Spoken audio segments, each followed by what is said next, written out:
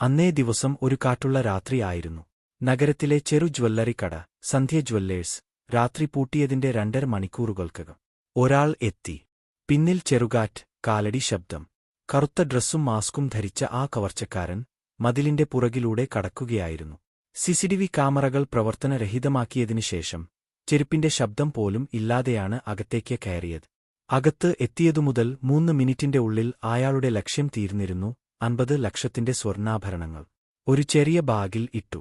പിന്നെ വീണ്ടും അതേ ശാന്തതയോടെ പുറത്തു പോകാൻ തയ്യാറായപ്പോഴാണ് അപ്രതീക്ഷിതമായി ഒരു ഭീകര ശബ്ദം. അലാറം മോശമായത് പോലെ തോന്നി. അയാൾ ഓടി, പക്ഷേ പിന്തുടർന്നത് ഒരു സുരക്ഷാ ജീവനക്കാരൻ. കള്ളൻ ഓടുന്നതിനിടയിൽ ഒരു മുറിയിലേക്ക് ഉരുണ്ട് വീണു. ജീവനക്കാരൻ ആ മുറിയുടെ വാതിൽ പുറത്തുനിന്നും പൂട്ടി കള്ളനെ മുറിക്കുള്ളിൽ ലോക്ക് ചെയ്തു. അടുത്ത ദിവസം രാവിലെയായി പത്രങ്ങളിലെ ഫ്രണ്ട് പേജ് വാർത്ത ആയിരുന്നു: സന്ധ്യ ജ്വല്ലേഴ്സിൽ കവർച്ച ശ്രമം പരാജയം, പ്രതി പിടിയിൽ.